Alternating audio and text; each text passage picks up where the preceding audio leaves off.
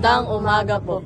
Nandito po kami para ituro ang kahalagahan at kung paano ang tamang pag-warm up, stretching at shooting sa basketball. Ito po ang mga stretching o warm up na aming ginagawa. Neck tilt or neck rotation, tricep stretch, shoulder stretch, torso rotation, jumping jacks, arm circle, dynamic stretch, jogging. Ang tamang pag-warm up at stretching ay mahalaga sa paghahanda ng katawan bago magsimula ng pisikal na aktibidad tulad ng basketball.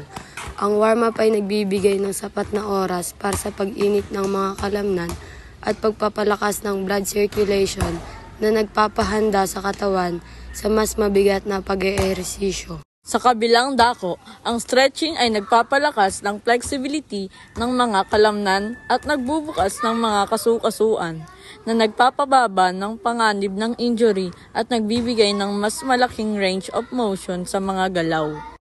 Sa kabuuan, ang tamang pag-warm up at stretching ay nagpapalakas ng performance at nagbibigay proteksyon sa laban sa posibleng injury sa panahon ng laro ng basketball.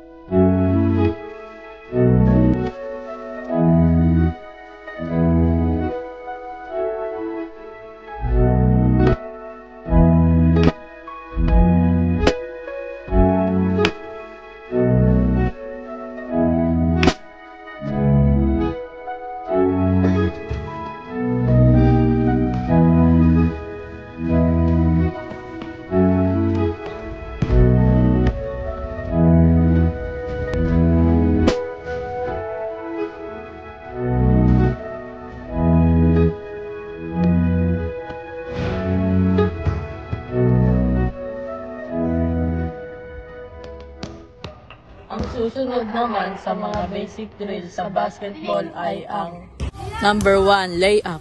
Para sa tamang pag-layup sa basketball, tiyaking ang iyong paa ay nakapatong sa parehong direksyon ng ring habang itinutulak ang bola paitaas.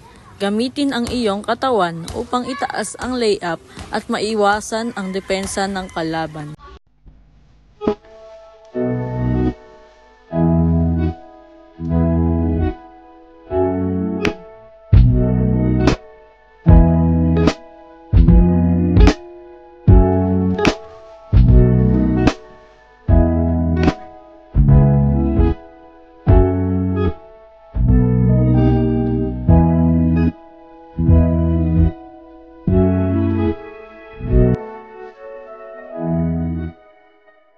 Number 2, free throw. Sa free throw shooting sa basketball, mahalaga ang tamang teknik upang maging epektibo at maigi ang iyong pagtira. Tiyaking mayroon kang kumpiyansang kontrolin ang iyong galaw at pagpatak sa bola at maglaan ng sapat na panahon para mag-practice ng kumpiyansa at pagtitiwala sa iyong mga tira.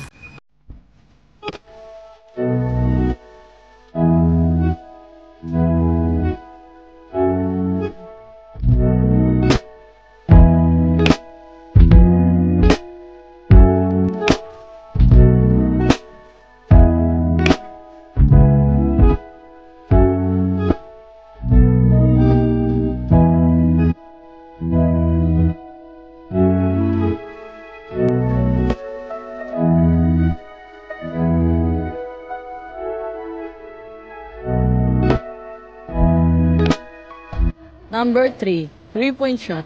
Sa pagtira ng 3-point shot sa basketball, mahalaga ang pagiging matyaga at pagpapractice ng tamang teknik. Tiisin ang consistent form at itutok ang iyong pansin sa pag-align ng katawan.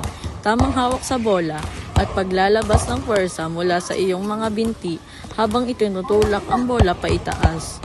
Patuloy na mag-ensayo at tiyakin na ang iyong galaw ay matatag at consistent upang mapalakas ang iyong tiwala sa pagtira sa malalayong distansya.